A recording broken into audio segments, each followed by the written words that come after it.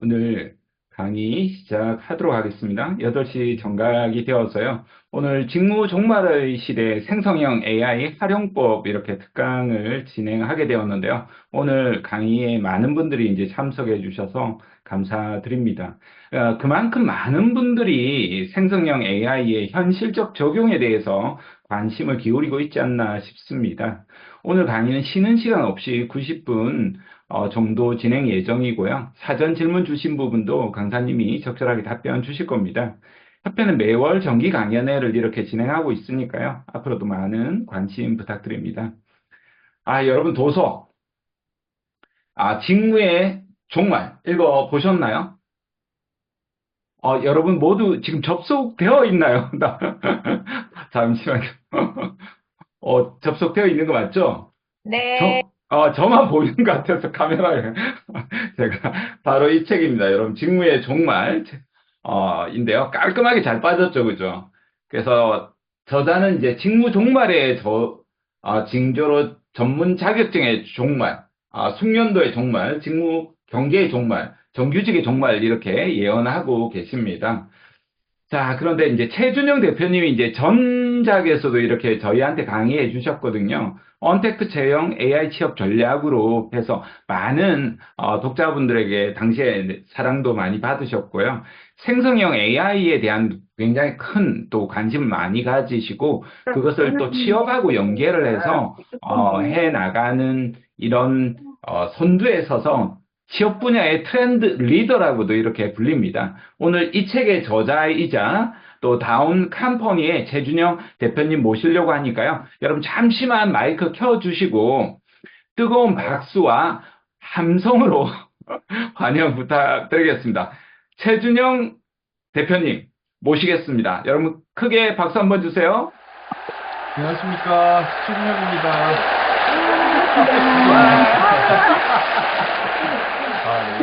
또 독특한, 또, 이게 그룹별로 이게 좀 인사하는 방식이 다 다른데 재밌네요. 저도 따라해야 되겠습니다.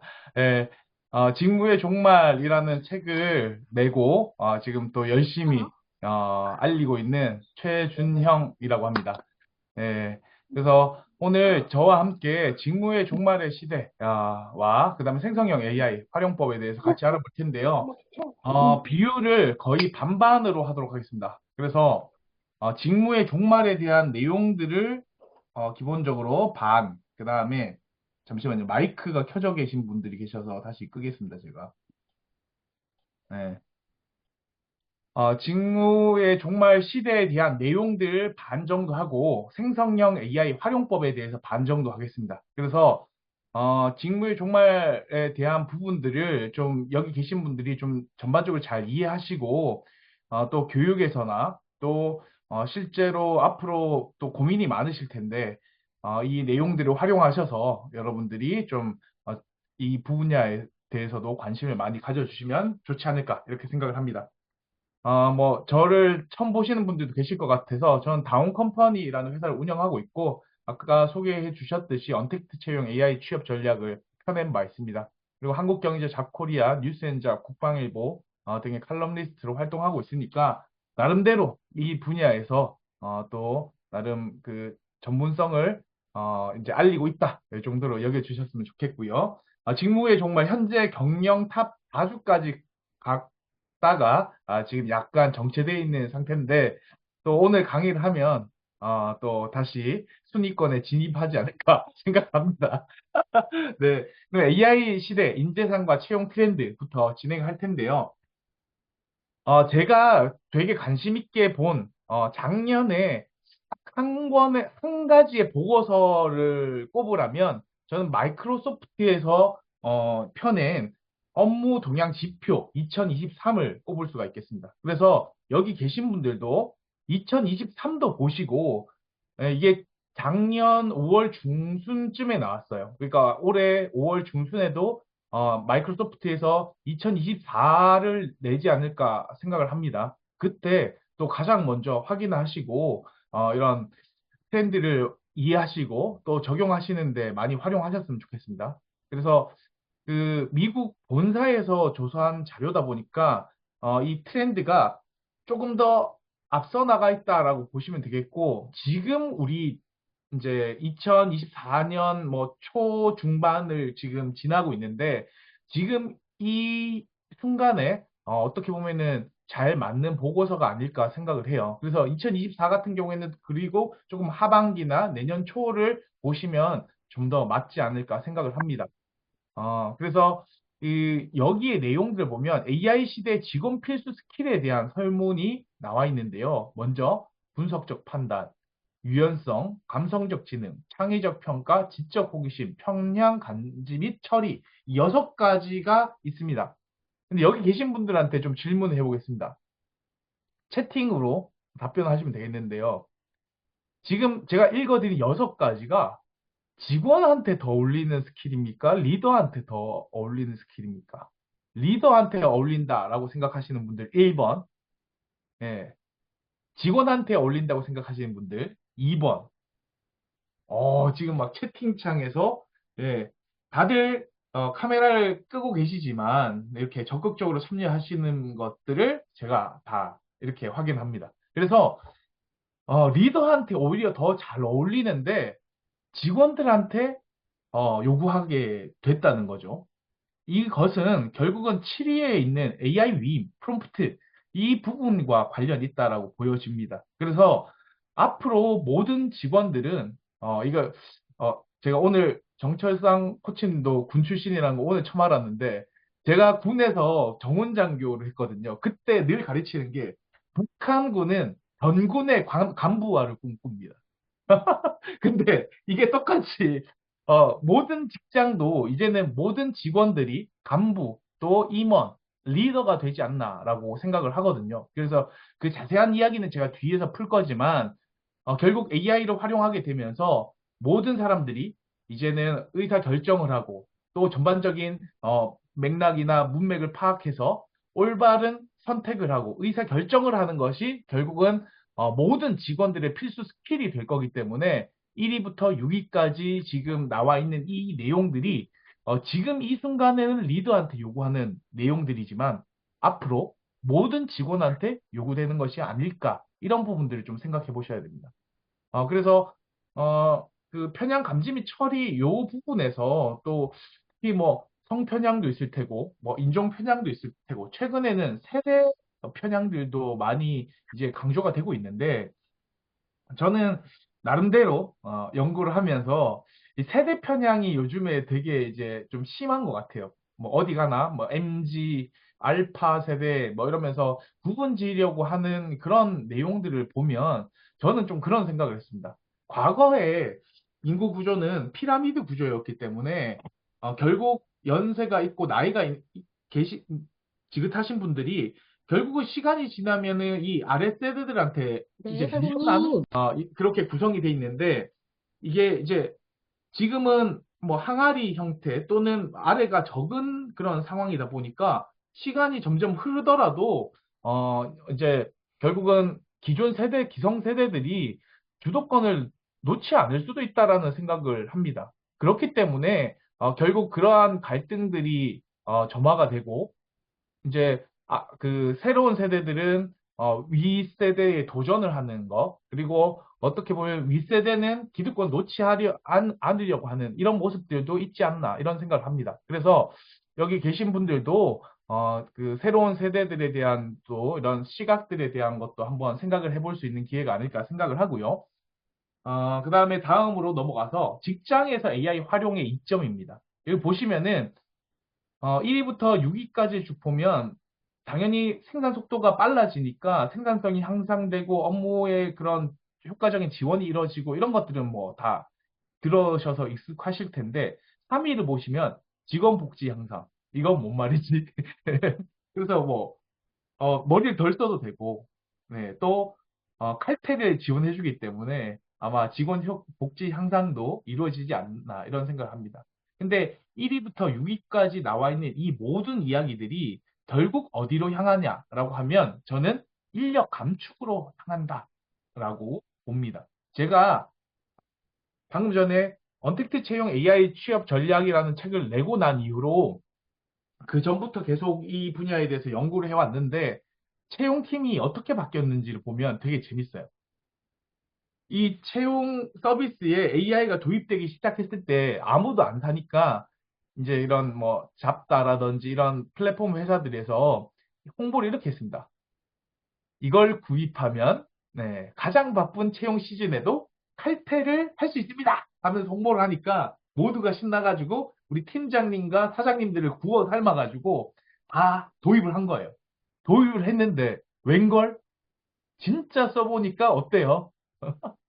바로 칼퇴를 가장 바쁜 채용 시즌에 진짜 칼퇴를 하기 시작한 겁니다. 그러니까 첫 해에는 어땠냐? 사장님이나 팀장님 모두 브라보 박수를 쳤겠죠. 근데 그게 조금 시간이 지나고 1년 차, 2년 차, 3년 차가 흐르니까 사장님 표정이 점점 더 어두워집니다. 왜 그러냐? 한두 명 정도는 없어도 되거든요. 그래서 한두 명은 없어도 되지 않나? 최 팀장? 하면서 이제 압박을 넣으니까 다른 부서로 전출을 가거나 또 기존에 다니는 회사의 압박으로 회사를 그만두는 경우들도 제가 많이 보게 됐습니다. 결국은 AI 채용으로 인해서 굉장히 모두에게 좋고 또 유리하고 좋은 것들만 이야기를 하지만 사실은 이 모든 1위에서부터 6위까지가 다 결국은 인력 감축으로 이어지는 것이다. 근데 제가 여기서 말하는 것이 직무의 종말이지만 결국 두 부류로 나눠진다라고 저는 봅니다. AI를 지금 실무에 적극적으로 활용하느냐, 또 AI를 그냥 필요한 만큼 쓰고 또 팔로우를 하느냐, 다른 퍼스트 무버들을 팔로우만 하느냐라는 부분에 대해서 여기 계신 분들도 한번 고민해 볼 필요가 있습니다. 그래서 이쯤에서 제가 좀 질문을 드리면 어, 여기 계신 분들이 나는 AI를 적극적으로 활용한다 라고 하시는 분들 1번, 나는 그냥 적극적으로 활용하지 않는다 2번. 한번 2번인 분들은 잘 채팅 안 하실 것 같은데 2번이 제일 먼저 나오셨네. 1.5 1.5 네. 어, 거의 반반이네요. 예. 지금 아무래도 관심 있는 분들이 많이 오셔서 그런데요. 제가 대학교나 직장에 강의를 하면 대부분은 어떻냐? 예. 한 10% 정도만, 총원의 한 10% 정도만 적극적으로 활용한다라고 답을 하더라고요. 그래서 여기 계신 분들도 지금 결국은 새로운 변화의 시대에 살아남는 사람들은 적극적으로 이 기술들을 활용하는 사람이다라고 생각을 해 주시면 되겠고요. 또 점차 그 갭은 커질 수밖에 없다라고 저는 책에서 설명하고 있는데 그게 AI 디바이드, 결국은 AI 격차가 발생한다라고 보시면 되겠고요. 실제로 방금 전에 이야기했던 그 회사에서 살아남은 사람들은 오히려 더 좋은 연봉을 받고 또 더 좋은 처우를 받고 또 그 팔로우만 됐던 사람들은 다른 직무로 전환이 되거나 아니면 아예 다른 회사로 이동하게 됐다라고 본다면 결국은 여기 계신 분들도 AI 디바이드에서 살아남는 그런 분들이 되셨으면 좋겠습니다. 그리고 커뮤니케이션, 창작, 툴, 이 둘 중에 뭘 많이 사용하냐? 이거는 제가 굉장히 재밌게 본 내용인데, 마이크로소프트에서 실제로 이런 원노트라든지 PPT라든지 엑셀, 워드 이런 그 사용량을 직접 확인할 수가 있잖아요. 얘네들이 이걸 프로그램을 만들어서 파는 업체니까 실사용량을 직접 체크할 수가 있습니다. 그래서 이거는 지금 이 조사는 설문조사가 아니고 실 데이터를 분석해서 만든 자료라고 보시면 됩니다. 그래서 이걸 보니까 실제로 창작 툴을 많이 썼냐, 커뮤니케이션 툴을 많이 썼냐라고 하니까 결국은 뭘 많이 썼습니까? 커뮤니케이션 툴을 더 많이 쓰더라. 그래서 여기 계신 분들한테도 조금 있다가 제가 끝나고 나서 이야기할 만한 내용이고 토의할 만한 주제인 것 같은데요.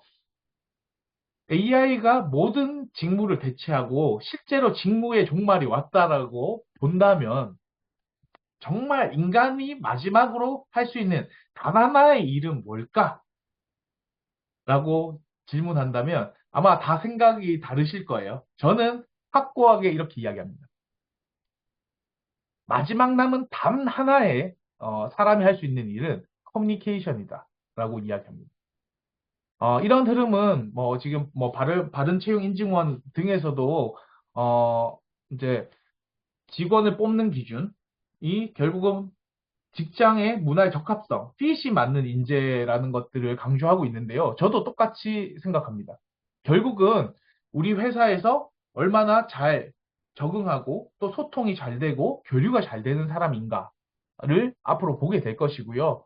그래서 지금 채용에서도 점차 그런 그 소프트 스킬이 잘 갖추고 소통이 잘 되는 인재들을 선호하기 시작했다라는 것을 볼 수 있습니다. 하지만 여기서 또 하나 생각해 볼 것이 이제 진짜 단 하나가 남았을 때 AI가 모든 것을 하고 로봇이 다 할 수 있다라고 칩시다. 그러면은 우리의 일은 어떻게 될 것이냐라고 생각한다면 사람들의 일은 이렇게 동료들과 모여서 어떤 프로젝트를 진행할까 논의를 하겠죠.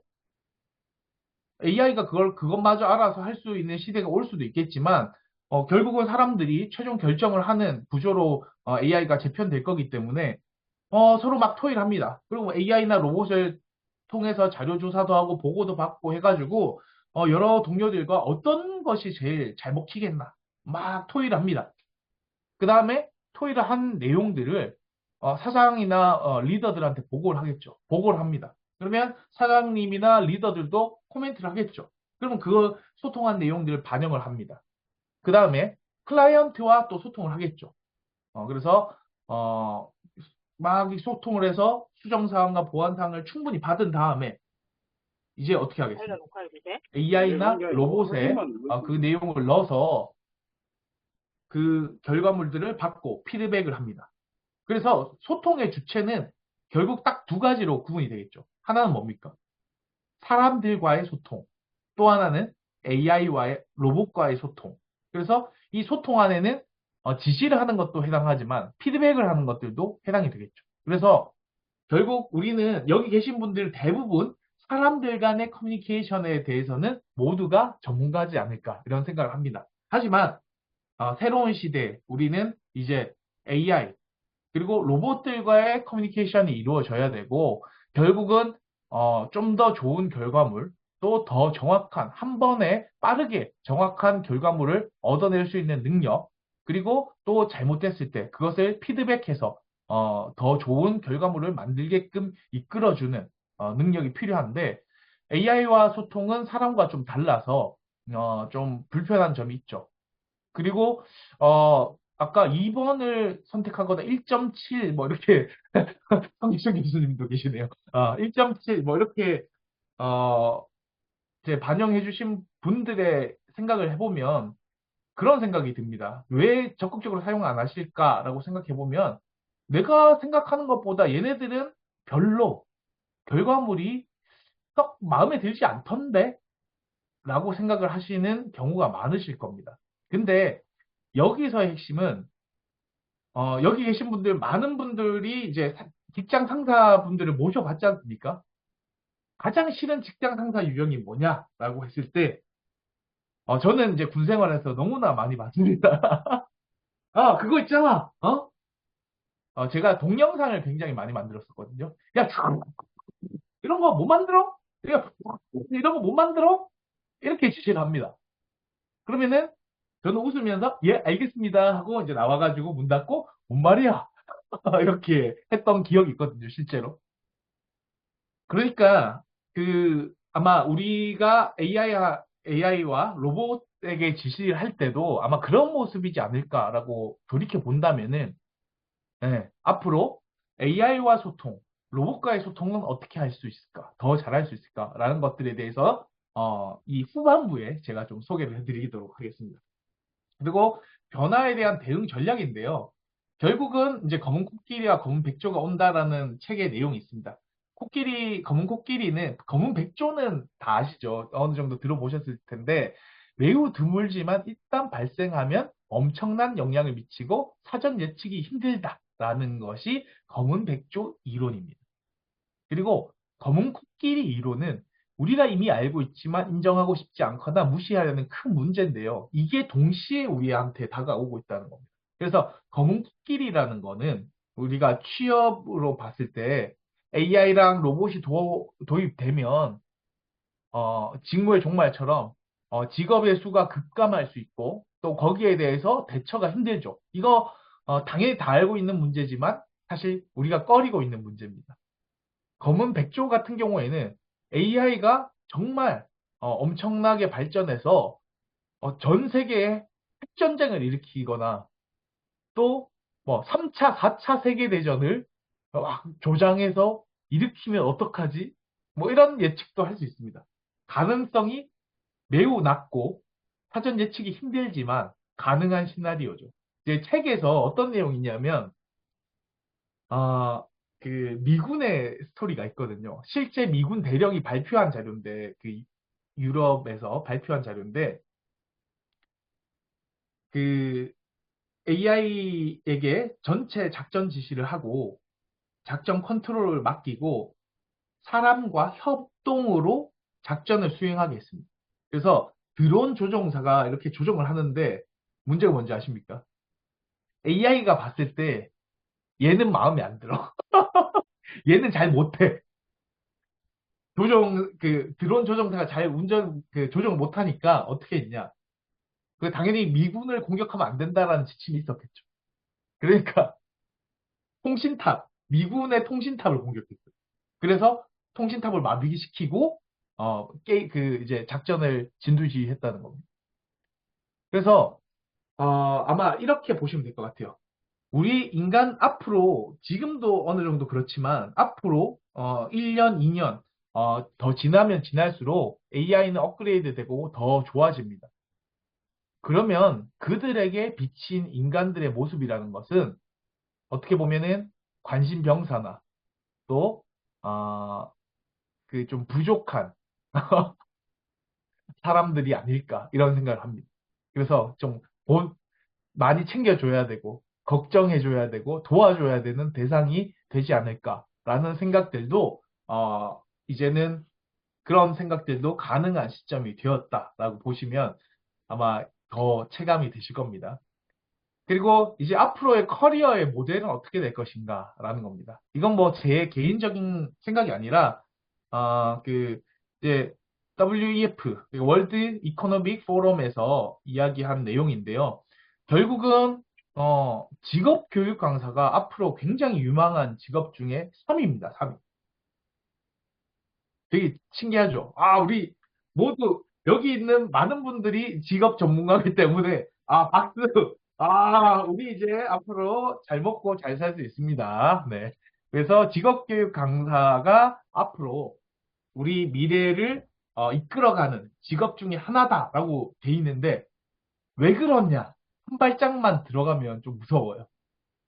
이게 인간 메뚜기 떼라는 커리어 모델은 제가 만들어낸 말입니다. 그래서 인생 1모작, 2모작, N모작 이런 것들은 어떻게 보면은 인간의 수명이 늘어나면서 가져온 변화라고 볼 수 있겠습니다. 근데 인간 메뚜기 떼는 기술의 변화로 인해서 이게 개념이 바뀌는 거죠. 그래서 앞으로 WEF에서 조사한 바로는 앞으로 직업과 직업, 그러니까 한 사람이 평생 직업을 가지는 건 불가능하고 이제 AI나 로봇에게 잠식되어서 새로운 직업으로 이동하는 이 주기가 책을 읽어보신 분들은 아시겠지만 2년에서 3년입니다. 이 기간 동안에 직업교육 강사들이 재교육을 계속해서 새로운 직업으로 이동할 수 있도록 짧게는 3개월에서 많게는 뭐 3년, 4년까지 직업 지도가 이루어져야 되겠죠. 그래서 이러한 계속 그 AI가 잠식하지 못한 이 직업들을 찾아서 계속 이동하게 된다. 결국은 메뚜기 떼가 그런 거지 않습니까? 논밭이 다 황폐해지면 날아서 다른 데로 넘어가는. 그래서 인간 메뚜기 떼와 같은 이런 커리어 모델을 갖게 될 것이다 라고 하고 이 이동 간의 거리는 2년에서 3년이다 라고 보시면은 여기 계신 분들이 단순히 직업의 스킬, 그러니까 뭔가 취업의 스킬들도 중요하지만 앞으로 뭔가 그 일을 할 수 있는 스킬적인 그냥 업무 스킬들을 또 지도해야 되는 부분들도 분명히 존재할 것이다 라고 저는 생각을 합니다. 그리고 이제 이런 상황들이 계속 진전이 되면서 이제 조용한 퇴직, 조용한 해고, 조용한 고용 이런 것들이 점점 확대가 된대요. 그래서 조용한 퇴직은 많이 들어보셨을 겁니다. 그래서 퇴직을 하지 않으면서 최소한의 일만 하는 사람들을 이제 조용한 퇴직이라고 하죠. 그리고 조용한 해고 같은 경우에는 뭡니까? 이제 이런 그 적극적으로 일하지 않는 그런 직원들이 많아지니까 이 사람들을 엄청나게 박한 평가를 하고 또 업무 재배치를 하고 뭐 이런 과정들을 통해서 이제 버틸 수 있으면 버티고 나가려면 나가 이런 식으로 굉장히 강하게 압박하고 또 철저하게 관리 감독을 한다라는 의미가 되겠습니다. 조용한 고용은 기존에 정규직을 채용했을 때 이런 문제점이 있죠. 조용한 퇴직처럼 적극적으로 업무에 관여하지 않으니까 차라리 외부 인력들, 프리랜서라든지 1인 기업가, 그 다음에 뭐 엔잡러, 기워커 이런 사람들이 적극적으로 도입을 해서 채용을 해서 이제 정규직화가 아니고 서로 필요할 때 뭉치고 또 필요 없어지면 흩어지는 이런 구조로 일을 하고 싶어 한다라고 보시면 되겠습니다.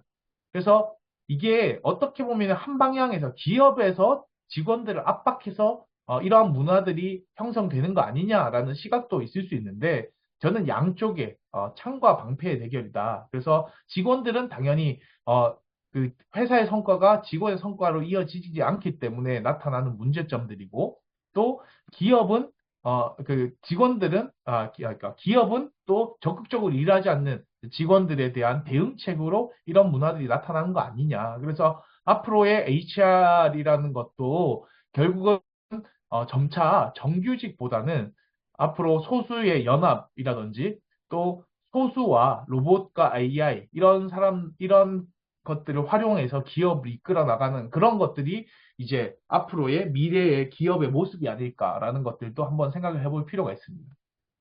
그래서 현대 팀 구조는 이렇게 팀장이 중심이 돼서 직원들이 포진이 돼 있다면 앞으로는 AI가 이렇게 주변에 포진돼 있고 이 팀장은 모든 직원들을 의미하죠. 그래서 모든 아까 북한의 그 북한군의 그 모습 있죠. 전군의 간부와 예, 그게 이제 모든 기업들이 전 직원의 간부화를 달성하려고 노력하지 않을까라는 것이 제 이야기입니다. 근데 이게 직무의 종말이라는 말이 너무 허황되지 않냐? 제가 책 서두에 사실은 그 정철상 코치님 대표님과도 이야기를 나눴었는데 제가 처음에 제목을 지으려고 했던 것은 직업의 종말이었습니다. 왜냐하면 사람들이 직무는 검색을 안 해도 직업은 많이 검색하니까 직업으로 하면 무조건 된다. 라고 생각을 했었습니다. 그래서 책을 내는 막판까지 제가 고민했어요. 그래서, 근데 뭐 사실 직업의 종말이라는 책을 저도 당연히 봤고, 있다라는 건 알고 있습니다만, 그 직업의 종말이라는 것은 사실 어떻게 보면 조금 과장된 표현이라고 할 수 있겠습니다. 왜 그러냐면, 우리 직업은 저는 사라진다고 생각하지 않아요. 다만, 지금 우리가 직업이라고 정의한 그 개념 자체가 바뀐다라고 보고요. 그 예시로 이런 것들을 들어볼 수가 있겠습니다.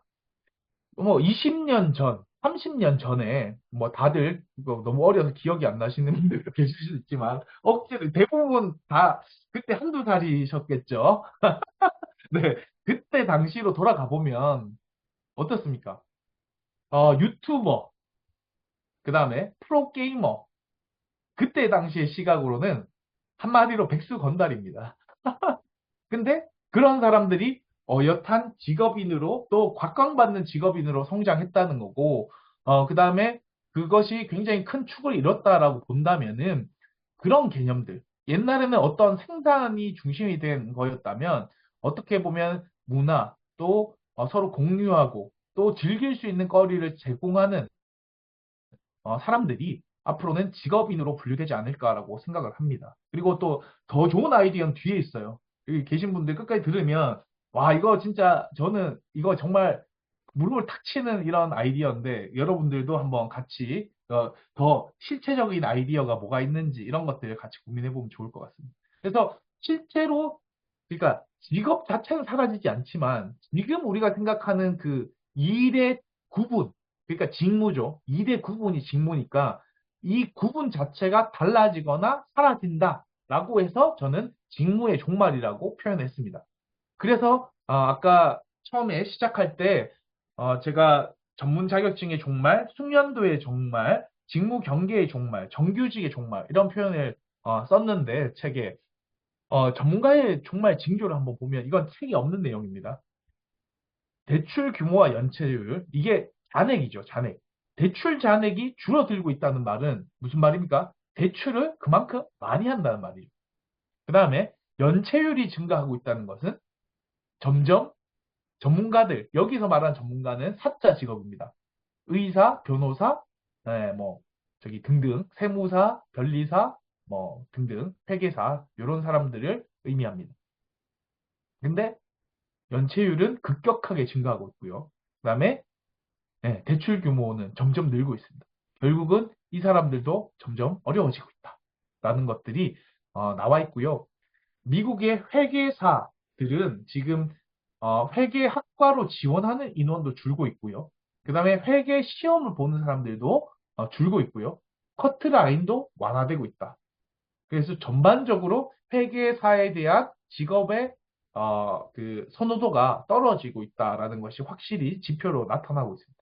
그리고 프로그래머의 종말이라는 걸 보시면 본인의 일들이 일부 대처 가능할 것이다. 완전히 대체 가능할 것이다. 라고 보는 것들이 시각이, 이건 개발자들한테 물었습니다. 거의 92%에 달한다. 라고 보시면, 되겠고요.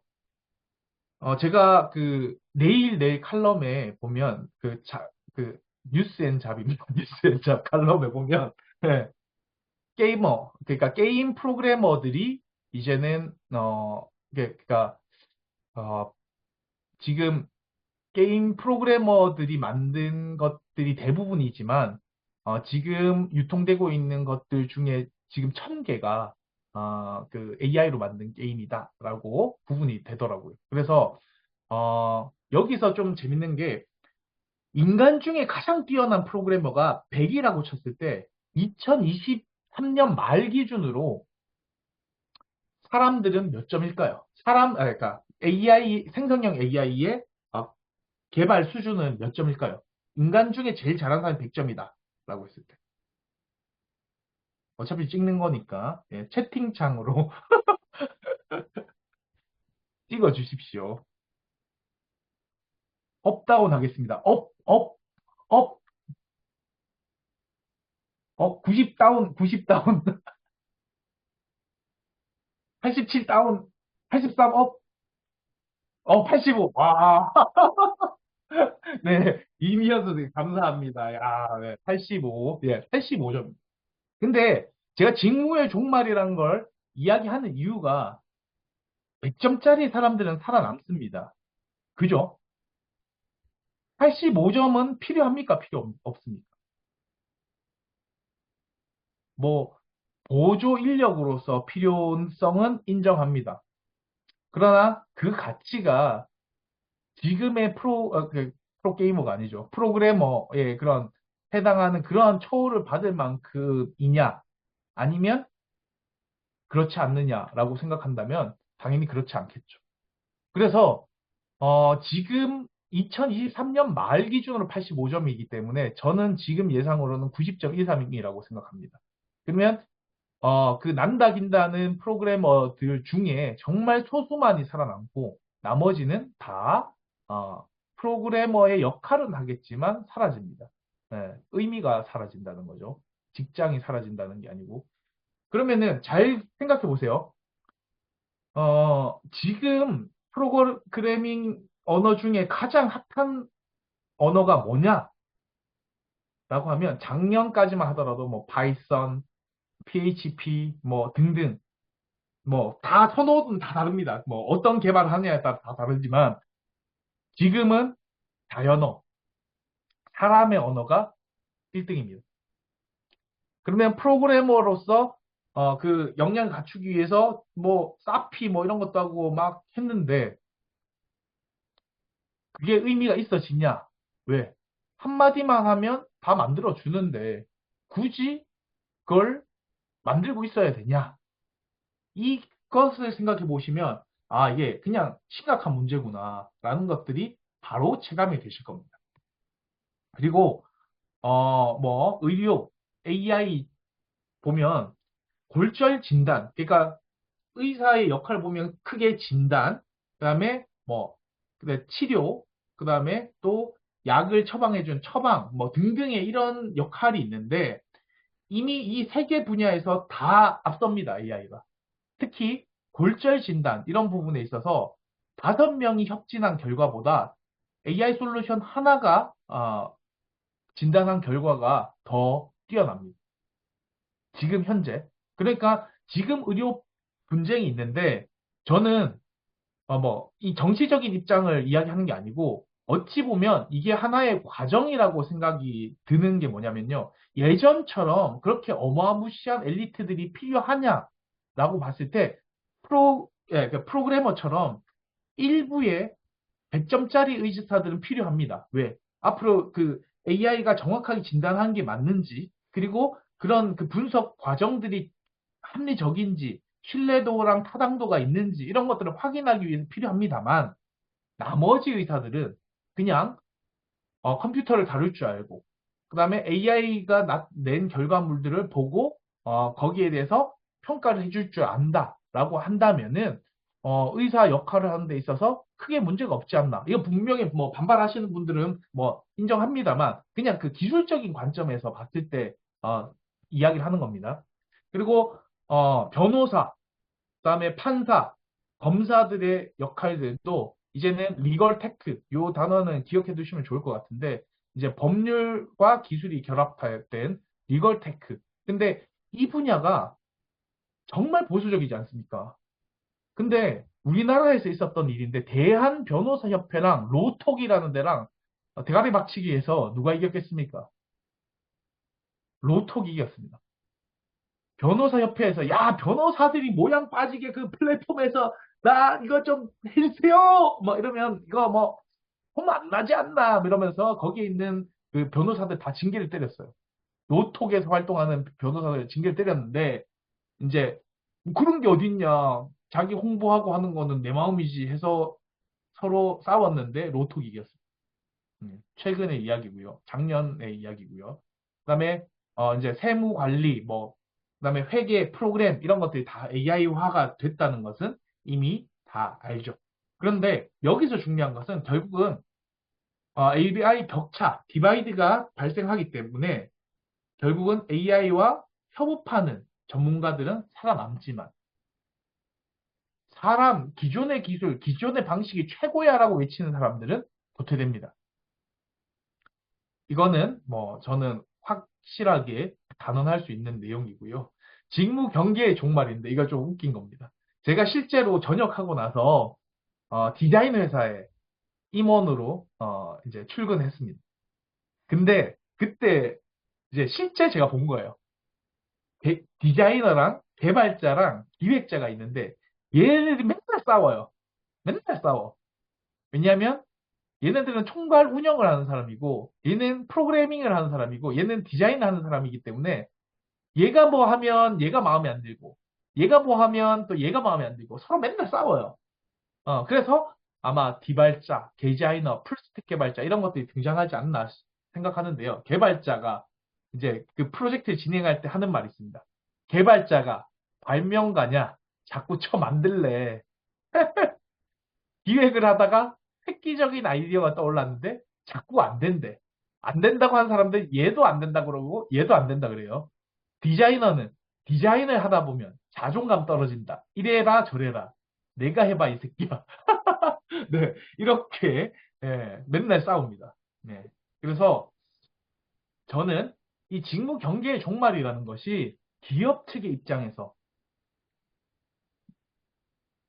인건비를 줄이기 위해서 일방적으로 수행되는 게 아니고, 실행되는 것이 아니고, 이 개발자들은 나는 디자인이랑 기획을 다 해서 기획, 개발 중심의 그런 웹사이트 아니면 앱을 개발하고 싶어 라고 생각하겠죠.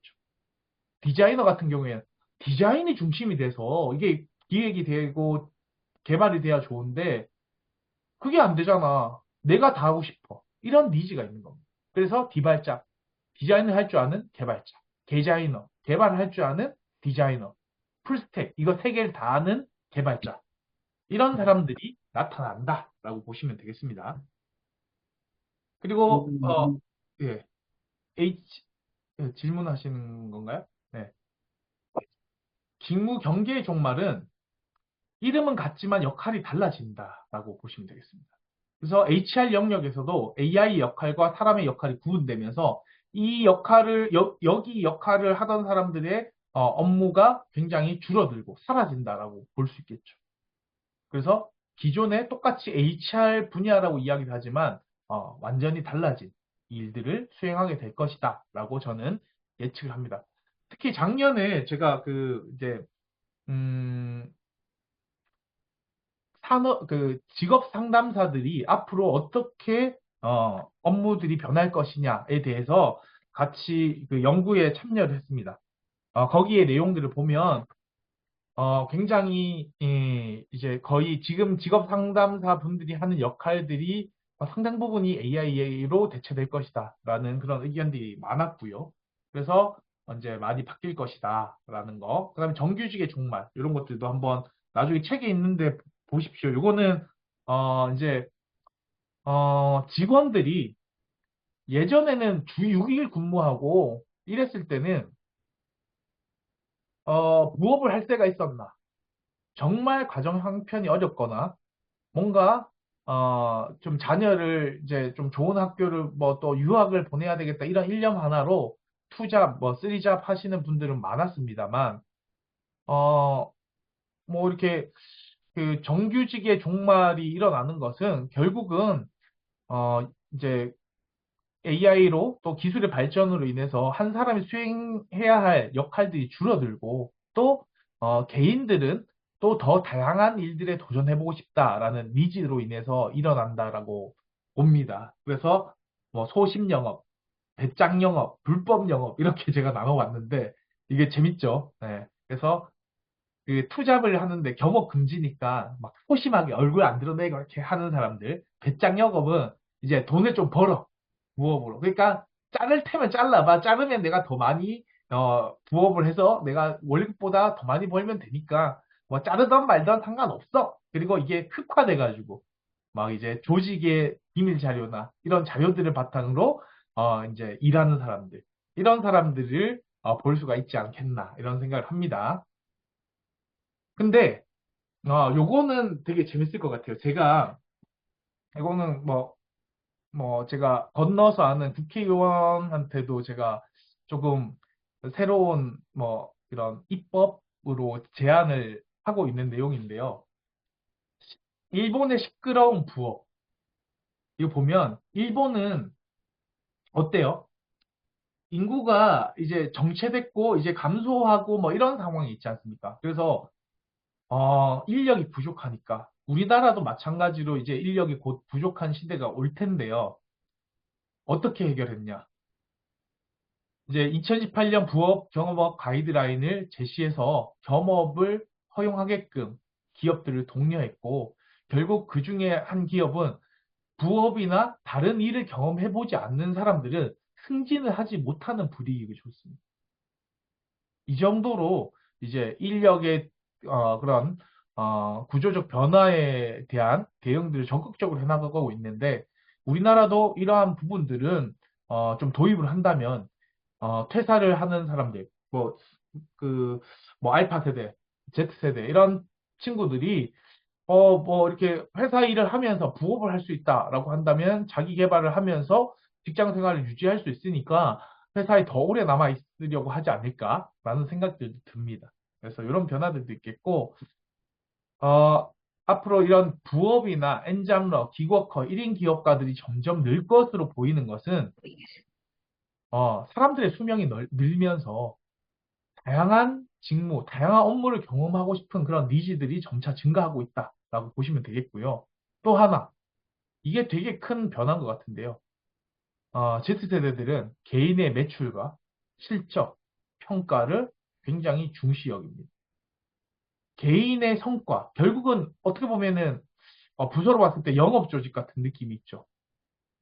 자기가 낸 성과들을 스스로 평가받고 싶어 한다라는 그런 관점에서 봤을 때 앞으로의 인사평가 제도라든지 이런 것들도 상당히 바뀌어야 될 부분이 있을 걸로 예상이 됩니다. 그리고 AI 격차 탄생은 요거는 빨리 넘어갈게요. AI 격차는 특히 이제 크게 두 가지 개념인데 디지털 트랜스포메이션이랑 AI 트랜스포메이션, 그 다음에 또 디지털 디바이드랑 AI 디바이드 이렇게 네 가지 개념만 생각하시면 될 것 같아요. 예전에 생각해보면 우리가 지도를 보고 어떤 지역을 찾아갔죠. 네. 근데 이제 디지털 장비를 활용하면서 내비게이션으로 찾아갑니다. 근데 이런 데이터가 계속 축적되다 보니까 어때요? 지금은 빠른 길을 알려주고 앞으로는 뭐 지금도 자율주행 자동차가 있지만 앞으로는 자동으로 길을 안내해주고 그 안에서 뭔가 콘텐츠를 소비하고 또 즐기는 그런 엔터테인먼트화된 자동차로 개념이 바뀐다라고 보신다면 지금 요 내비게이션이 등장했다. 요까지가 어떻게 보면은 디지털 트랜스포메이션이고 여기 AI화가 되고 있는 과정 속에서 빠른 길 안내, 그다음에 완전히 AI화된 자율주행 이런 것들이 앞으로 미래의 모습인데 결국 우리는 지금 요 AI 트랜스포메이션 단계에 들어와 있고 어, 디지털 트랜스포메이션을 한마디로 말하면 시공간의 초월입니다. 그러니까 예를 들어서 어, 온라인 샵을 보면 예전에는 상점에 가서 물품을 구매했어야 되는데 지금은 쿠팡에서 다 갖다 주죠. 그리고 언제 어디서든 시켜도 우리 집으로 갖다 줍니다. 이게 디지털 트랜스포메이션이 극대화된 거라고 보시면 AI는 이제 자동으로 뭐 주기가 되면 필요한 제품들이 자동으로 배달이 온다거나 아니면은 이제는 뭐 사람들이 그걸 배달하는 거에서 AI와 로봇이 집 앞까지 뭔가 물건을 배달해 준다라고 보면 이것이 AI 트랜스포메이션이 되지 않을까 이런 생각을 해봅니다. 그리고 요거는 진짜 집중해서 들으시면 제가 쓴 내용 중에서 이게 어떻게 보면 가장 핵심이지 않나라고 생각이 듭니다. 보면 앞으로의 이제 계층은 어떻게 갈라지느냐. 그걸 계층을 이제 다른 말로 하이라키라고 하는데, 계층이 어떻게 구분되냐. 지금은 뭐 과거로 보면 뭐 왕이 있고 귀족이 있고, 그 다음에 평민이 있고 노예가 있다고 칩시다. 그러면은 앞으로 인류는 이제 그거는 사람한테 지시받고 지배받는 것들을 의미하잖아요. 이 피라미드 구조가. 근데 앞으로는 두 가지 주체. 사람에게 지시를 받고 AI한테 지시를 받는 사람. 그다음에 AI에게는 지시하지만 사람에게는 지시받는 사람. 사람에게는 지시하지만 AI에게는 지시받는 사람. 그리고 AI와 사람에게 둘 다 지시하는 사람. 이렇게 계층 구조가 달라질 것이다. 라고 보면은 여기 계신 분들도 우리가 앞으로 지향해야 될 점은 결국은 어, 아이디어를 지시하고 실행시키는 사람들이 많은 권력과 돈과 이런 여러 가지들에서 상당히 우위를 가지겠구나라고 느끼실 수 있을 겁니다. 그래서 심지어 그 1인 기업가들이 이제 굉장히 많아질 것이라고 예측을 하는데, 어, 이제 그 그러니까, 그러니까 330억 매출을 1인이 내는 그런 기업들도 많아질 거라고 그렇게 예측을 하고 있더라고요. 그리고 일은 어떻게 될 것이냐. 근데 이거 좀 쉽게 좀 말씀을 드리면 제가 영상 홍보 담당자라고 이야기를 해보세요. 이건 직무입니다. 영상 홍보라는 직무죠. 근데 우리 회사에서 영상 홍보, 야, 이제 필요 없어. 그냥 이제 유튜버한테 이렇게 출연해가지고 홍보하면 되는데 왜 네가 필요해? 영상 만들지 말고 너는 저기 가서 딴 일 해. 그럼 내 직무가 사라진 거지 않습니까? 이건 직무를 바라보는 관점이고 앞으로는 스킬을 바라봐야 된다는 거. 스킬. 예를 들어 영상 제작 스킬, 그 다음에 시나리오 작성 스킬, 뭐 이런 것들이 있다라고 쳐보십시오. 그러면은 스킬을 강조하게 되면 내가 회사에서 지금 당장 뭐 영상 홍보팀 없애!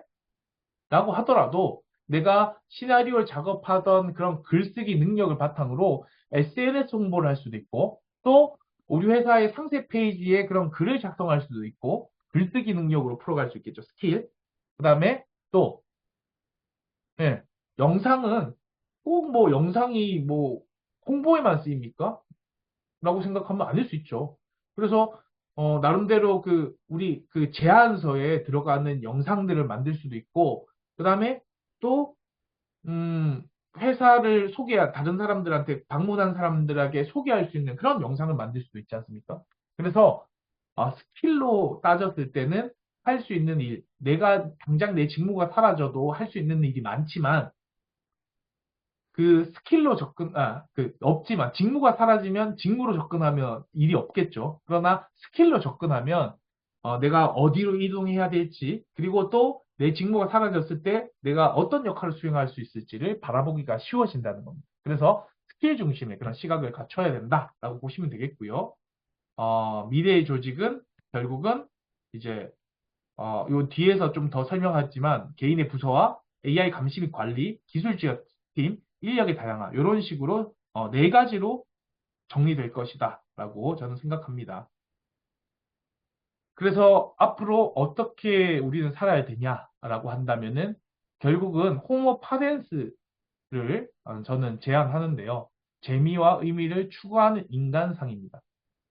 여기 분들한테 제가 하나 질문할게요.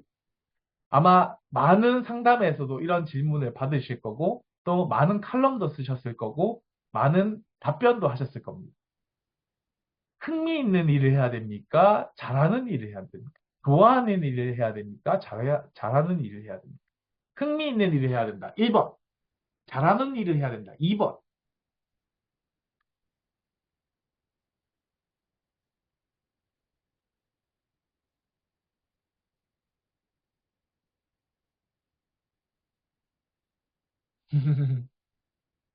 1 플러스 2. 역시 또 예. 예. 이 관점은 뭐 정확하게 지금에 맞는다고 할 수는 없지만 앞으로의 그 변화 상황을 보면 잘한다는 거는 의미가 있습니까? 아까 제가 말씀드린 프로그래머를 한번 생각해 보십시오. 프로그래머가 나는 80점짜리 프로그래머입니다. 85점을 AI가 해요. 난 사람들 중에는 잘하지만 잘하는 게 의미가 있냐라고 본다면 없을 가능성이 큽니다. 작업, 그러니까 좀 뒤에서 제가 또 오해를 해소하기 위해서 다른 이야기를 할 텐데, 그냥 그 일의 가치로 봤을 때, 그러니까 그런 의미적 가치가 아니고, 그냥 생산 수단으로서의 가치를 봤을 때는 의미가 없습니다. 그러니까 사람이 뭔가 만들어내고 작업을 하는 이거는 앞으로는 사실 AI와 로봇에게 다 대체가 되겠죠. 그러면은 진짜 앞으로는 뭘 해야 되냐라고 질문한다면 지금 당장은 아니더라도 5년 후, 10년 후는 무조건 흥미 있는 일을 해야 된다. 왜? 잘하는 일은 AI가 대체할 수 있지만 흥미는 주입하거나 강제로 만들어낼 수 없기 때문에 저는 흥미를 추구하는 인간이 되어야 된다고 생각하고 결국은 재미와 의미를 추구하는 인간상을 제시한 이유도 저는 바로 거기에 있다라고 이야기할 수 있겠습니다. 그래서 이제 지금 당장 시작해야 되고 또 여기 계신 분들 정확하게 질문하는 법을 배워야 됩니다. 좀 이따 저랑 배울 거고요. 지금 이제 바로 배워볼 거고요. 직무보다는 스킬을 더 중요하게 생각하셔야 되고요. 좋아하는 일을 하셔야 되고요. 그 다음에 또 감성적으로 주변 사람들과 잘 어울리고 교류할 수 있는 것. 마지막 한 개가 남는다. 사람에게 필요한 능력이. 그러면은 사람들과 교류하고 소통하는 능력이라고 말씀드렸죠. 그래서 이렇게 이야기를 할 수 있겠고요. 오해 있는 분들을 위해서 그러면 80점짜리 프로그래머는 그만둬야 되냐? 거기에서 제가 깊이 있게 고민하다 보니까 전 드라마를 진짜 안 봅니다. 네, 좋아하는 그러니까 여기서 지금 그 이야기를 하고 있습니다. 지금 질문 주신 안시우 님께서 어, 그 질문하신 내용을 지금 이야기하고 있는 겁니다. 제가 드라마를 진짜 안 보는데요. 제가 최근에 본 드라마입니다. 미스터 존슨. 몇 년 전 드라마입니까? 근데 그때 굉장히 거슬렸던 인물이 뭐 이름도 기억 안 나요. 이 변요한 맞나요? 이 배우가 연기한 이 캐릭터가 전 진짜 마음에 안 들었어요. 왜냐하면 제가 군 출신이기도 하고 이런 무용한 걸 정말 저는 싫어합니다. 근데 저는 그걸 고민하는 중에 그게 왜 그렇게 싫었을까 다시 한번 생각해 보면은 이게 앞으로의 전 방향성이다라고 보입니다. 지금 우리가 그렇게 필요한가? 라고 생각되는 일이 오히려 중요해지지 않냐. 거기서 가장 큰 힌트. 저는 이거 찾으면 대박이라고 생각합니다. AI와 로봇 시대에 핸드메이드는 뭐냐? 이게 왜 제가 이 이야기를 하냐면요. 분명히 대부분의 것들을 기계가 생산할 수 있습니다. 지금, 그죠? 근데 돌아보면 일본도 장인, 그다음에 자개 그 작업을 하는 장인들, 그리고 뭐 제빵을 하는 데 있어서 뭐 기계로 생산할 수 있지만 그 명인들 이런 분들은 가치가 더 올라갔냐 내려갔냐로 따지면 더 올라가고 앞으로 더 인정받을 겁니다. 그러면 우리가 가야 되는 길은 바로 AI와 로봇이 뭔가 직접 생산물을 만들어내는 시대에 장인 정신, 핸드메이드는 뭐냐라는 게 핵심입니다. 이거를 빨리 캐치하는 사람. 저도 지금 이거 지금 찾기에 혈안이 돼 있습니다. 이것만 찾으면 답이 해결된다. 그리고 평생 더 가치가 올라가고 더 존중받을 것이다. 라고 생각합니다. 그래서 이제 모두가 AI로 책을 쓴다. 라고 했을 때 진짜 이건 100% 사람이 썼다. 라고 하는 책들이 관심을 받을 수 있겠고요. 모든 영상을 AI가 만들 때 이거는 정말 사람이 촬영한 거야. 지금 그 중학생 애들 핸드폰 두 개 들고 다니는 거 아시나요? 하나는 최신폰, 하나는 구형폰. 왜? 구형폰으로 찍으면 감성이 느리고 오지죠. 뭐 이러면서 이렇게 이것도 옛날 말이죠. 이러면서 다닌답니다. 그래서 그걸 찾으셨으면 좋겠고 아마 이 취업, 직업 전문가로서의 활동 중에도 그런 것들이 분명히 존재할 것이다 라고 생각합니다. 그 다음에 조직들은 의사결정력, 선택의 퀄리티를 높여야 되겠죠. 결국은 모두가 갖다 줍니다. AI랑 로봇들이 갖다 줘요. 그러면은 하나하나 이 모든 자료들 중에 뭐가 좋냐라는 거. 그것이 필요하다라고 보여집니다. 어떻게 사용하냐로 빨리 넘어가겠습니다. 사실 여기에 관심 있는 분들이 더 많죠. 네. 네, 또 사례를 알려주셨네요. 지우산? 지우산입니까? 지우산? 네, 아무튼, 네. 요게 1번, 2번, 3번, 4번 중에, 이것 다 아신다.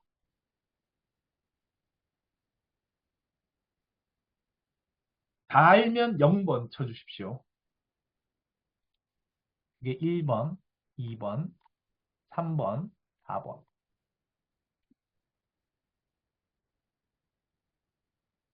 다 아시네. 다 아시네. 역시. 제가 요거를 쓸 때, 이거부터 알려드려야겠죠. 이거는, 지금 이제 이거 듣고 계신 분들의 수준이 다 다르기 때문에 약간, 쉽게 시작해서, 유용한 걸로 가겠습니다. 요거는 챗GPT죠. 챗GPT의 BI입니다. 그 다음에 요거는 마이크로소프트의 코파일럿이고요. 요거는, 이제, 예, 제미나이. 예, 그래서 이게 구글에서 만든 건데, 구글에서 최근에 발표한 AI 모델이 구글 놈이에요. 장명이 약간 한국 사람들이 들었을 때 좀 이상해요. 이게 좀 한국식으로 읽으면, 그냥 철자 그대로 읽으면 영어를 잼민입니다, 잼민이. 잼민이. 예. 그래서 얘가 답변을 잘 못할 때 사람들이 이렇게 놀립니다. 잼민이라고. 예. 그다음에 이거 클로드.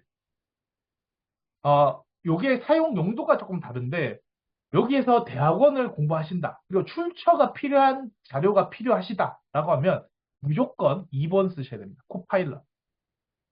코파일럿은 뭐 엣지로 들어가시거나 잠시만요. 제가 화면 공유를 할 때 우리가 다 쓸 수 있어요. 다만 잘 활용을 안 해서 그렇죠.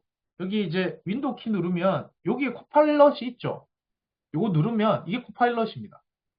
예, 이런 식으로 쓰고 있죠. 그래서 이 코파일럿 이거는 출처를 정확하게 알려주고요. 그 다음에 얘네들이 글을 생성하더라도 그 생성한 그 출처가 뭔지에 대해서 표시를 해줍니다. 그래서 삼각현상 때문에 그냥 없는데 있는 것처럼 만들어진 말인지 실제로 있는 건지 이런 것들을 좀 도움을 받을 수 있는데 제 책에서 코파일럿 도움을 받은 게 있습니다. 아까 제가 교육한 내용 중에 블랙 스완이랑 블랙 엘리펀트, 예, 검은 백조랑 그다음에 그 검은 코끼리 이론을 제가 처음 했을 때는 제목이 그거였습니다. 검은 백조만 썼었어요. 근데 쓰다 보니까 이거 다 아는 내용인데 뭔가 참신한 거 없을까 해서 검은 백조와 함께 쓸만한 내용을 찾아줘. 엔터를 치니까 이거랑 쓰면 정말 괜찮을 것 같아요. 알려주는 거예요. 얘가 코파일럿이. 그래서 그걸 개념을 다양한 자료를 찾아보고 여기다가 책에다 넣은 거죠. 그래서 제가 책을 쓰는 데 있어서 AI를 적극적으로 활용했습니다. 두 번째 활용하는 데가 뭐냐? 표 만들 때. 제 책 보면 표가 좀 많아요. 왜 그러냐? 제가 300페이지가 넘는 책을 꼭 써보고 싶었거든요. 근데 에디터한테 제 원고를 주니까 270페이지 정도 될 것 같대요. 그러면은 그림이랑 표를 넣어야겠다. 해서 제가 쓴 글을 떼서 넣고 표로 만들어줘 하니까 탁탁탁 다 만들어주죠. 근데 제가 신경 써서 만든 것보다 훨씬 나아요. 이거는 뭐 여기 대부분의 거에 잘 어울리는데 출처가 필요한 자료다라고 하면 2번입니다. 그 다음에 구글에서 만든 요거는 제미나이는 빨라요. 그래서 빠른 작업이 필요할 때 급하게 작업할 때 저는 요 3번을 씁니다. 그 다음에 클로드는 글의 완성도가 제일 높습니다. 원래는 1번이 제일 글의 완성도가 높은 거는 오픈 AI의 챗GPT였는데 못 따라가. 이게 더 좋아요. 이거는 챗GPT에서 나와서 창업한 사람이 만든 거거든요. 그래서 이거 클로드 그다음에 이제 챗GPT 4 같은 경우에 유료 버전은 굉장히 강력한 게 여러 가지 파일들의 그런 것들을 다 올릴 수 있습니다. 그래서 제가 이제 그 책 전체 내용을 여기 챗GPT 4에 넣고 그러니까 드래그해서 책 내용을 다 집어넣습니다. 다 들어가요. 그리고 클로드도 아마 그건 붙여넣기는 가능합니다. 많은 양의 데이터도. 그 내용을 넣고 책의 내용에 대해서 코칭해줘 라고 하니까 정말 제가 그 첫 번째 책 쓸 때 유료로 코칭을 좀 받았습니다. 근데 그 정도의 수준으로 뭐 어떤 장에는 어떤 사례를 들었으면 좋겠고 어떤 내용은 뭐 이렇게 표현을 바꿨으면 좋겠고 이런 것들이 쫙 나와요. 그래서 그 도움도 많이 받았어요. 네. 그다음에 클로드 뭐 이런 것들로 글을 쓰실 때 도움이 된다. 이렇게 정리해드리고요. 어, 뭐 이런 것들은 좀 넘어가고 제가 실무에서 많이 쓰는 거 좀 제가 뒤에서 프롬프트를 어떻게 쓸지는 제가 따로 설명드릴 겁니다. 에스커 이것도 많이 쓰실 텐데 제가 실무에서 가장 많이 쓰는 거는 에스컵입니다. 이거 카카오톡 실행하시고 핸드폰으로 하셔도 되고 어, 그렇게 하셔도 되는데 여기 그 핸드폰 키시면 여기 채팅 버튼 누르시고 위에 돋보기를 누르시면 여기 검색창이 뜹니다. 검색에 여기 에스컵 또는 아수겁 이렇게 치시면은 요게 뜹니다. 요게 뜨면 여기 채널 추가하시면 되는데 요거 추가하셔가지고 제가 제일 많이 쓰는 거 이겁니다. 사업자 등록증 올리면 요거 다 텍스트로 변환해주죠. 그래서 요거 싹 긁어서 이제 세금 계산서 발행할 때 제일 많이 써요. 제가 좀 부끄럽지만 제가 썼던 것 좀 보여드리면 제가 치기 귀찮은 거 이거 뭐 그 세금 계산서 발급용 제가 그 공인인증서를 어제 발급을 받았는데 그저께 발급받았는데 요 타이핑 치기가 귀찮지 않습니까? 이걸 넣으니까 이렇게 텍스트로 변환을 해줬죠. 요거 붙여넣고 붙여넣으니까 저 이거 되게 많이 써요. 그래서 이거 지금 제가 뉴스엔잡에 쓰는 건데 제가 급하게 요 글씨가 필요한데 치기 귀찮으니까 그림 이렇게 잘라가지고 이거 붙여넣으니까 이렇게 나오죠. 예. 잠깐만요. 제가 화면 공유가 되고 있죠. 예. 이렇게 합니다. 그 다음에 뭐 이런 거 제가 요즘에 책 또 홍보를 많이 여기저기 홍보해야 되니까 막 여러 사람들 막 만나고 있거든요. 그래서 이런 짓을 많이 하고 있습니다. 그래서 실무에서 가장 많이 쓰고 제가 그 여러분들 여기 계신 분들 뭐 PPT 또 세미나 가서 왜 좋은 자료들 많이 보지 않습니까? 근데 사진 찍으시지 않아요? 사진 찍어 놓고 보관해 놨다가 어떻게 돼요? 기억 속에서 사라짐과 동시에 영영 빠이빠이 합니다. 어떻게 하시면 되겠어요? 찍어서 여기 올리면 텍스트로 다 변환이 되죠. 그럼 그걸 드래그해서 내 노트에, 워드에 따로 저장해 두면 필요할 때 꺼내 쓸 수 있습니까? 없습니까? 쓸 수 있죠. 네. 그래서 제가 책 쓸 때 왜 그 그냥 PDF 자료들은 그냥 이렇게 드래그해서 하면 되는데 뭐 이런 책들을 제가 보고 괜찮은 참고해야 될 내용이 있으면 예전에는 이걸 이렇게 놓고 타이핑을 했겠죠. 이렇게. 근데 이거 찍어가지고 올리고 텍스트 변환시켜서 거기에서 수정해버리면 속도가 기가 막히게 빠르죠. 제가 책을 지금 300페이지 책 쓰는데 3개월 걸렸거든요. 속도를 낼 수 있었던 이유 중에 하나는 제가 AI로 막 쓰고 그러진 않았어요. 하지만 기본적인 자료 조사를 하고 그 자료 조사를 글로 만든 데 있어서 시간을 굉장히 저는 단축시켰습니다. 음. 그래서 뭐 그리고 요거 좀 뒤에서 이야기하겠습니다. 그러니까 질문 시 참고 사항인데 여기 계신 분들이 적극적으로 AI를 활용하지 않는 이유는 뭘까라고 하면 프롬프트가 부실하기 때문에 제대로 된 결과물을 못 만들기 때문입니다. 저는 기본적으로 하나 질문할 때 작게는 4, 500자에서 많게는 2000자, 3000자를 씁니다. 이 이야기 딱 듣는 순간 어떤 생각이 드세요? 야, 그러면 이게 내가 쓰는 게 낫겠다. 어. 근데 폼이 있고 양식이 있고 양식을 일부 수정한다라고 생각하면 어때요? 빠르죠. 그래서 제가 쓰고 있는 그 클라우드 노트에는 프롬프트 리스트들이 다 있습니다. 그래서 뭐 유튜브 제목 뽑을 때, 그다음에 블로그 제목 뽑을 때, 블로그 글 수정할 때 쓰는 그 프롬프트들을 상황별로 다 이렇게 쭉 뭐 자소서 뭐 등등 해서 이게 다 저만의 프롬프트를 리스트들을 다 정리해 놓고 있어요. 그럼 필요할 때 복붙 하고 필요한 것만 수정해서 엔터 치면 빠르잖아요. 그리고 또 여기 계신 분들이 참고해야 될 거. 어, 내가 쓴 글이라든지 아니면은 뭐 자소서 보완이다라고 했을 때는 보완할 때 학생이 쓴 글이라든지 뭔가 사례가 있고 그 다음에 양식에서 위의 내용들을 이렇게 위의 내용은 내가 썼던 참고 자료야. 위 글의 문장 구조나 흐름에 맞춰가지고 이런 것들을 작성해줘 라고 하면 내가 쓴 내용들을 바탕으로 해주겠죠. 제가 책을 38,000단어를 썼습니다.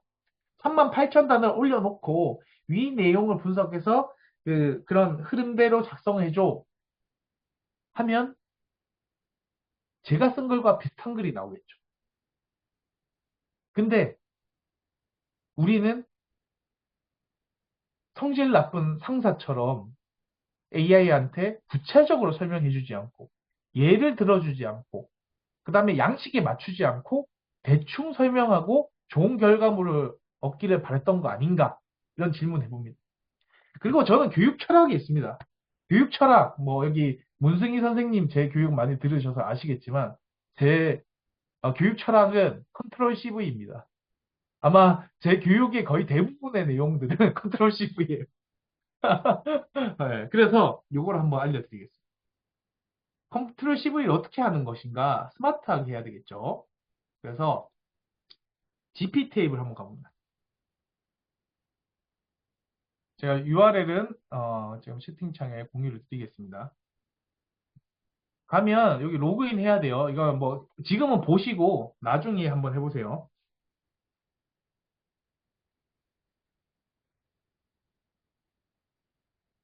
아마 되게 웃긴 게 학교 선생님들이 이런 거 되게 많이 써요. 학교 교육계획서 조합 만들기, 교직원 대상 메시지 생성기. 선생님들이 진짜 많이 쓰세요. 근데 여기 자소서 한번 쳐보겠습니다. 자소서 쓰기 프롬프트들이 다 공개가 돼 있어요. 여기 보시면 이거 전체가 뭐예요? 프롬프트입니다. 물론 여기에서 입맛대로 수정을 하시면 되겠죠. 입맛대로 수정하시면 됩니다. 여기서 정철상 그 대표님께서 쓰신 책에 나와 있는 그런 부분들을 항목별로 이렇게 써야 돼, 이렇게 써야 돼 정리를 한 다음에 이 작성력 조건 8번, 9번에다 붙여 넣어도 되고요. 여기 있는 내용들 중에서 어, 좀 마음에 안 들거나 수정해야 된다라고 했을 때 수정하면 되겠죠.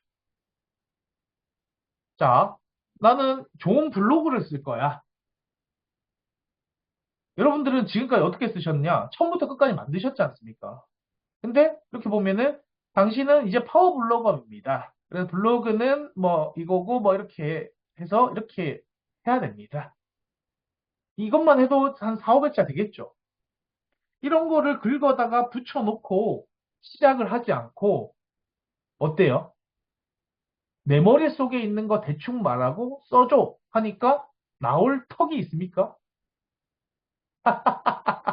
예, 컨트롤 CV. 예.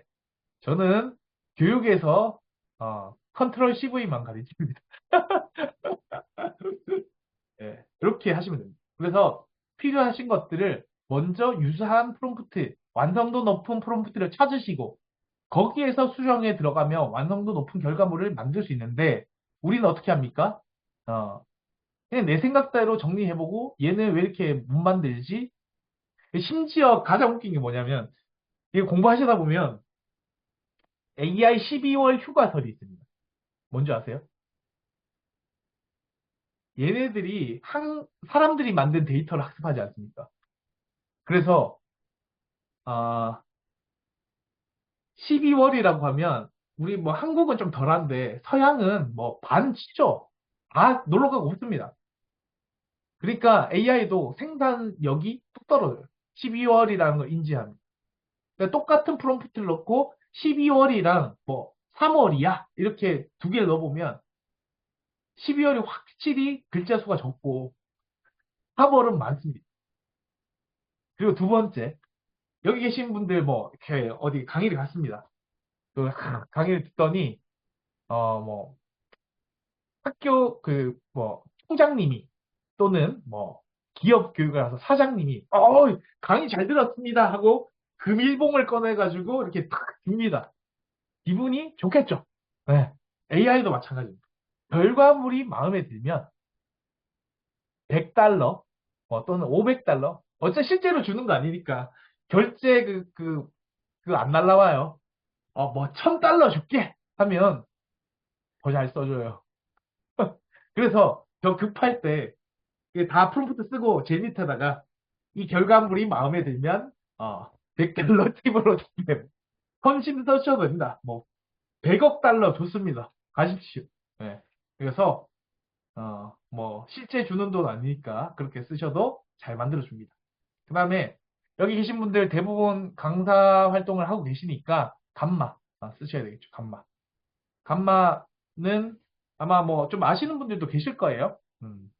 그래서 빨리 보여드리면은 이건 그러니까 제가 요청 중에 하나라도 제대로 알려주세요라는 요청을 받습니다. 근데 저는 기본적으로 컨트롤 CV만 가르쳐 드리기 때문에 그 그냥 깊이 안 하셔도 별로 그렇게 스트레스 안 받으실 거예요. 활용 방법은 사실 간단합니다. 보시면은 감마 보면 여기 요 감마입니다. 제가 UR을 드릴게요. 저는 사실 MBTI를 잘 몰라요. 제가 직업 상담사 자격증도 있는데 사실 안 좋아해서 잘 기억을 못 하는 건 것 같습니다. 사실은 뭐 ESTJ인가 뭔가 그런 것 같은 잠시만요. 아무튼 그런데 그래서 제가 갑자기 이제 MBTI 교육을 맡은 겁니다. 제가 뭐 시킨다고 그 MBTI 강의를 하지는 않습니다. 만약에 예를 들어서 MBTI 뭐 자기소개서 MBTI 유형에 따른 자기소개서 작성법이라는 교육을 해달라고 요청을 받은 거예요. 그러면 여기 계신 분들은 당연히 이제 구상을 하시겠죠. 저보다 훨씬 이 분야는 전문적이실 테니까 AI는 뭐 저는 굳이 물어보지 않고도 할 수 있지만 여기 계신 분들은 뭐 AI 뭐 면접, AI 뭐 자소서 뭐 이런 걸 하시면 돼요. 그러면 이걸 프리젠테이션 놓고 이 카드 숫자를 조정할 수 있습니다. 저는 유료 버전을 쓰기 때문에 25페이지까지 만들 수 있어요. 좀 이거 더 만들 수 있게 됐네요. 30페이지까지 늘어났네요. 제가 플렉스 한번 해보겠습니다. 그래서 이 개요를 딱 작성을 하면 유형에 따른 자기소개서 작성법, 특성 이해하기, 외향형, 내향형, 자기소개서 팁, 감각형, 직관형 뭐 하고 여기에서 저는 ESTJ 네, 뭐 아무튼 이렇게 있습니다. 쭉 봤는데 이거 필요 없는 것 같은 거는 지워도 됩니다. 이렇게 지워도 되고 수정해도 돼요. 근데 뭐 이미 제가 건드렸으니까 지워버리고요. 요거를 이제 어떻게 만들 거냐 해서 미디엄은 그냥 가로형 PPT 정도라고 생각하시면 되고 디테일은 세로형, 보고서형이라고 보시면 되겠고 요 브리프는 진짜 간략한 카드 정도로 보시면 되겠고요. 근데 이미지 출처는 AI 이미지 요거가 좋고 나머지들은 이제 웹 이미지 중에서 모든 이미지, 무료 사용, 상업적 이용 뭐 이런 것들로 하시면 돼요. 근데 AI로 놓고 쓰겠습니다. 그래서 계속 누르고 이제 디자인 하시면 돼요. MBTI는 알록달록하죠. 알록달록한 느낌입니다. 제 머릿속으로는. 그러면은 이렇게 하시고 알록달록한 게 별로 마음에 이렇게 요걸로 할게요. 요걸로. 그러면은 요 생성 누르면 끝납니다. 그러면 이제 커피 한 잔 드시면서 이제 뭐 추가적인 아이디어 없나? 이런 것들 생각하시고 고민을 하시다가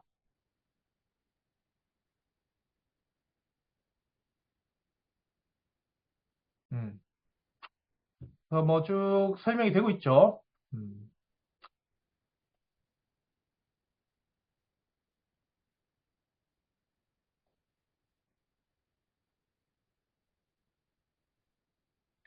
근데 뭐 이런 생각도 드실 수도 있어요. 아, 이게 디자인이 구리잖아. 아, 이거 뭐야. 뭐 이러면서 욕도 좀 하시고 이것도 다 고쳐달라고 하면 고쳐주는데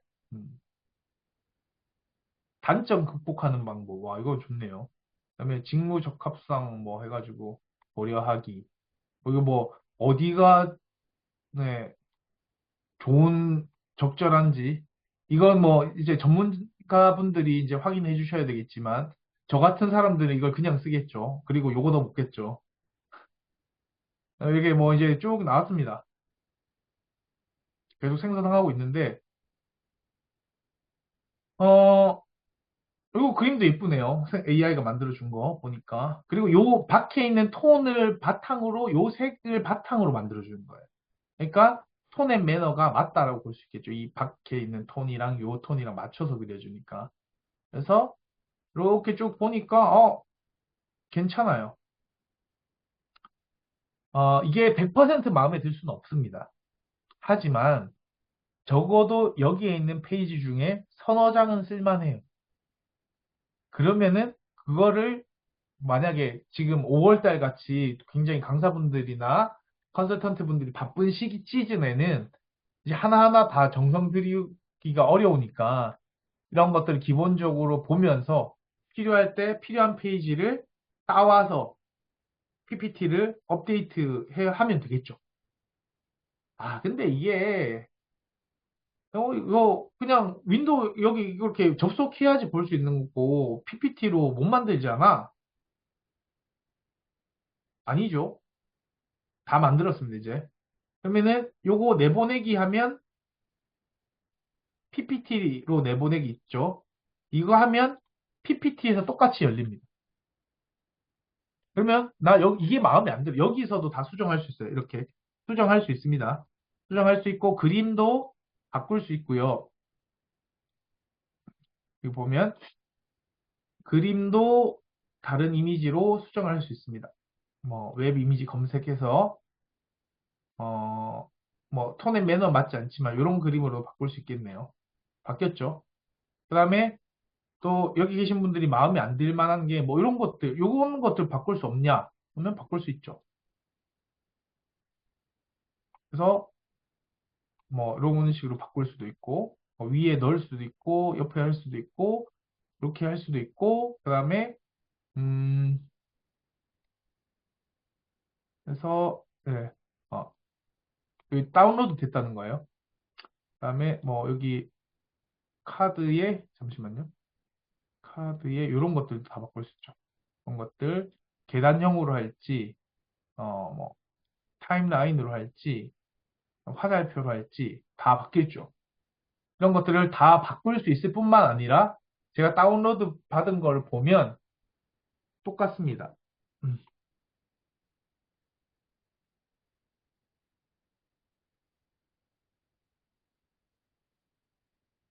지금 여기가 지금 조명을 켜놔서 밝아가지고 마우스가 안 보여. 지금 최근 어, 잠시만요.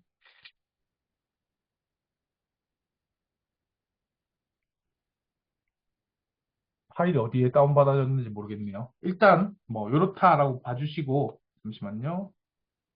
시간이 이제 24분이라 시간을 더 끌면 안 될 것 같아서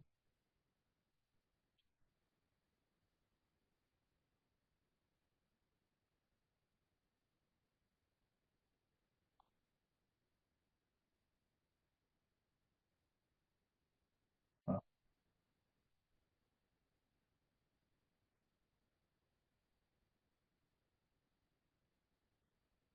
네, 이렇게 해서 이제 다운로드까지 다 받을 수 있다. 그래서 PPT PPT를 사용하지 못하시는 분은 없으니까 PPT 가셔서 더 하시면 됩니다.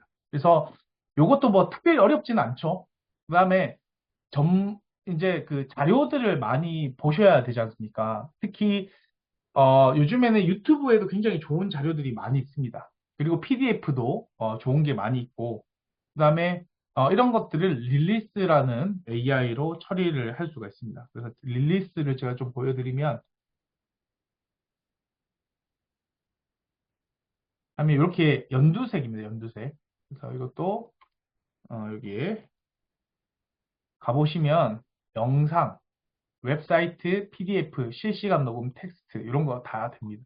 그래서 보시면은 제 채널 한번 가보겠습니다. 취준형 TV 하면 취준형 TV가 있죠. 여기 들어가면 영상들 하나, 네, 제가 아까 했던 이야기죠. 그래서 뭐 요거를 해서 URL을 땁니다.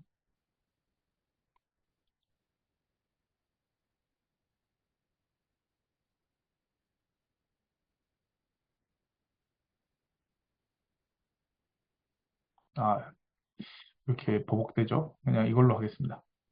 링크 주소를 복사하고 여기에 붙여 넣으면 끝입니다. 제 영상에 말한 스크립트랑 그 다음에 내용들이 다 완성이 됩니다. 요약도 되고 스크립트도 되고. 그래서 이거 시간이 걸리니까 제가 좀 보여드리면은 제가 했던 거. 이 방법대로 미친 듯이 따라하세요. 그래서 여기 보면은 목표 설정과 몰입의 중요성, 뭐 투자 전략 및 몰입의 중요성 이런 식으로 정리가 되고요. 스크립트도 다 됩니다.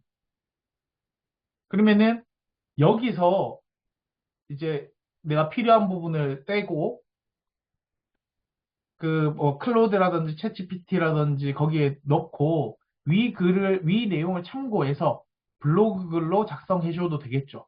심지어 여기에 들어가 있지만 블로그 글이 다 작성이 돼 있어요. 그럼 이걸 쭉 드래그해서 내용 복사해서 붙여넣기 하면 블로그에 다 붙습니다. 그러니까 요즘에 이런 유형의 블로그가 많은 이유가 이게 자동으로 해주기 때문에. 타임스탬프.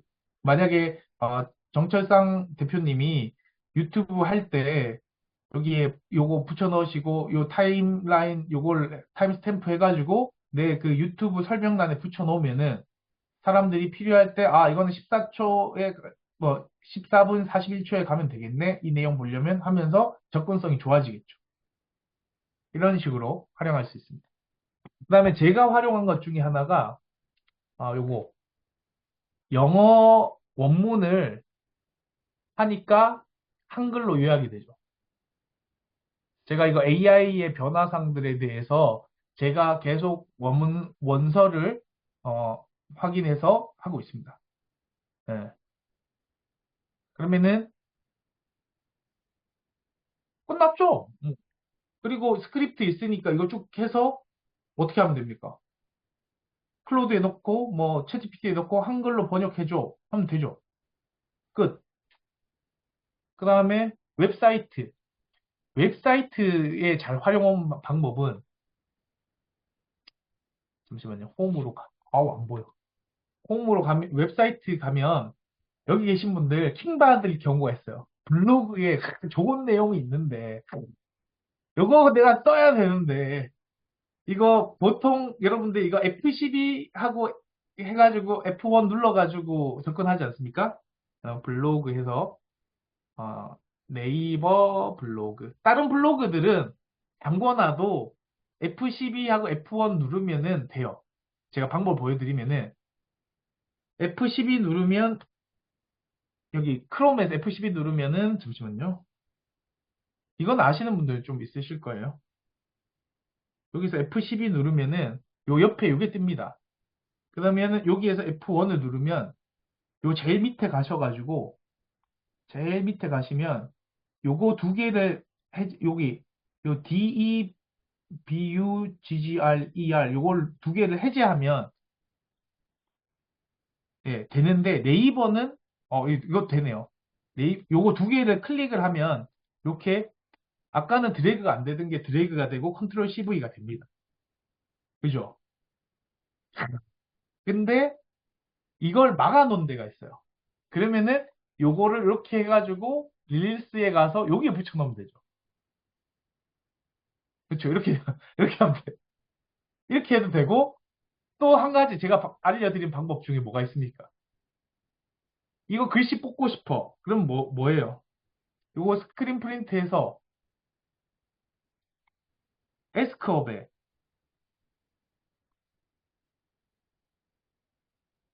에스크업에 붙여놓으면 되죠.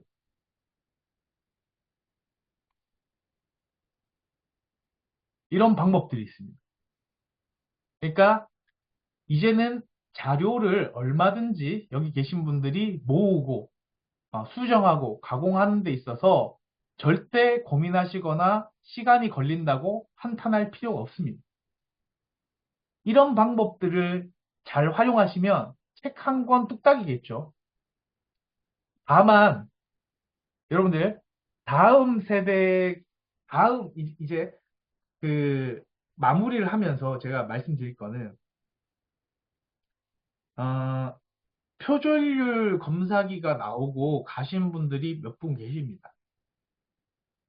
대표적으로 설민석, 홍진영이 갔죠. 카피킬러에 갔습니다. 다음 타자는 뭘까요? 챗GPT 킬러에 가는 사람들이 나온다는. 챗GPT 킬러가 이미 개발돼 있고 돌려보면 몇 퍼센트인지 다 떠요. 그러니까 저는 장기술을 많이 부립니다. 하지만 저는 그 본질적으로는 그 내적으로는 되게 본질을 중요하게 여깁니다. 근데 장기술만 부리면 결국은 다음 세대가 예약돼 있죠. 챗GPT 킬러로 가실 분들이 계십니다. 그러면은 스스로 이렇게 생각해 보셔야 돼요. 전 늘 생각합니다. 오늘 밤에도 어젯밤에도 그저께도 생각했습니다. 어떤 생각을 하냐? 혹시나 잘 되면 어떡하지? 이런 고민. 내 설마 너무 잘 되면 어떡하지? 이게 다 고민하셔야 되지 않습니까? 너무 잘 돼서 신상 다 털리면 이제 다음 타자는 챗GPT로 썼네, 이 사람. 다 허위네, 가 나올 날이 얼마 남지 않았습니다.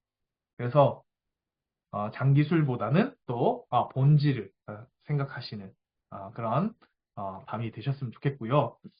또 여러 가지 제가 준비한 내용들이 있는데 뭐 차차 유튜브에서도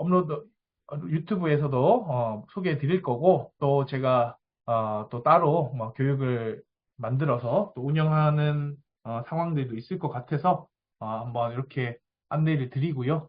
오늘 교육 마치도록 하겠습니다. 그래서 조금 시간이 지나긴 했는데 네, 궁금하신 거 있으면 질문하시고요. 또 필요한 거 있으면 말씀 주시면 제가 듣고 답변 드리도록 하겠습니다. 그리고 취준영 TV 좋아요, 구독 부탁드리고요. 직무의 종말 잘 들으셨으면 오늘 직무의 종말 또 이렇게 그 실제 책 보면 더 많은 재밌는 내용들이 있으니까 또 한 번씩 사서 읽어보시거나 가까운 도서관에 도서 신청을 해주시면 나 돈이 없어 준영아 하면 가까운 도서관에 신간 도서 신청 부탁드리겠습니다. 네, 이상입니다. 네, 수고 많으셨습니다. 정신없이 저도 뭐 받아 적느라고 네, 이렇게 네, 나중에 또 받아 적으면 시간 또 많이 걸려가지고 네, 했었습니다. 네. 여러분 개인적으로 이렇게 궁금한 거 있으시면 질문해 주시고요.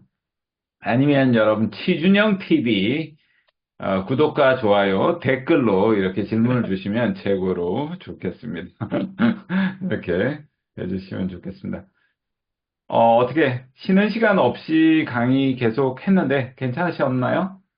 아까 책 쓸 때 생성형 AI에 대한 질문, 안시우 강사님 질문 안시우 교수님 질문 답변 부탁드리겠습니다. 아, 예. 유익하셨다니까 감사합니다. 아, 그럴 수도 있을 것 같아요. 자기가 쓴 글인데 자기가 이제 AI에 나중에, 제가 책 썼을 때 돌려봤거든요. 네, 표절률 다 돌려봤거든요. 네. 근데 제가 분명히 썼는데 표절률이 잡히더라고요. 그러니까, 보니까 제 글이야. 거기 출처가 다 뜨고 그 출처 URL이 다 뜹니다. 그래서 그 표절률에 대한 걱정은 자기가 쓴 글이면 걱정하지 않으셔도 돼요. 왜냐하면 그 URL이 다 뜨기 때문에. 네. 아유, 네. 최고로 유익한 강의였다라는 아, 예. 말씀. 네, 깊이 뒷말 감사드리며, 아니시죠? 뒷말 네, 아니시죠? 좋습니다. 마이크 켜시고 마지막으로 뜨거운 박수로 보내드리도록 하겠습니다. 여러분, 마이크 부탁해요. 박수! 감사합니다. 재밌었습니다. 감사합니다. 네. 하고 또 다음 달에 더 좋은 강연으로 찾아뵙도록 하겠습니다. 네. 책 대박 나시길 응원하겠습니다. 감사합니다. 네. 안녕하세요. 예, 감사합니다. 유튜브 구독, 좋아요 행복한 잘했습니다. 선생님 만나서 감사합니다. 구독과 좋아요, 알림 설정. 반갑습니다. 네. 감사합니다. 네. 감사합니다. 네, 감사합니다. 네, 김소영 선생님 감사합니다. 네, 오늘 강의 마치도록 하겠습니다. 수고 많으셨습니다, 여러분. 네. 행복한 봄 맞으세요. 네.